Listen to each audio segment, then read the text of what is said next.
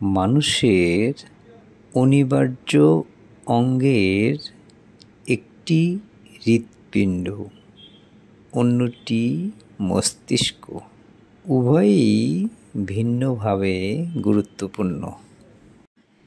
এই দুইয়ের সঠিক বিকাশের মাধ্যমে মানব শিশু হয়ে ওঠে মানুষ, অন্যথায় নাম মানুষ হিসেবে হয়ে ওঠে একটা বিড়ম্বনা।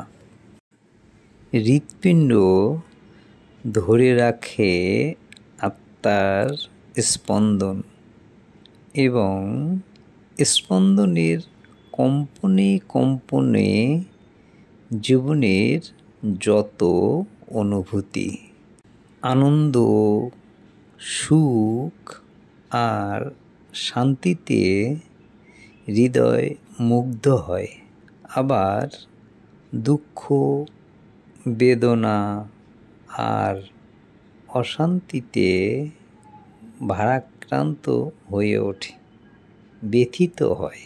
হৃদয় এতটাই স্পর্শকাতর। মানুষ নন্দিত হৃদয়স্পর্শী কর্ম হৃদয়ের বিশেষ অনুভূতির তাড়নায় হৃদয় থেকেই করার উদ্যোগ গ্রহণ করে, আর সেটা মানুষের হৃদয়েই জায়গা করে নেয়।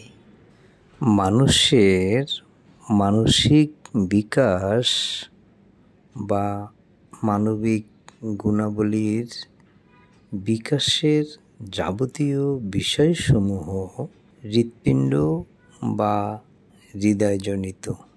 হৃৎপিণ্ডের কার্যগুণ বিবেচনায় এর নাম হৃদয়লোক, মনোলোক, মানসলোক, মানসপট ইত্যাদি। মানবিক বিকাশ আর বুদ্ধিমত্তার বিকাশ সম্পূর্ণ ভিন্ন দুই বিষয়।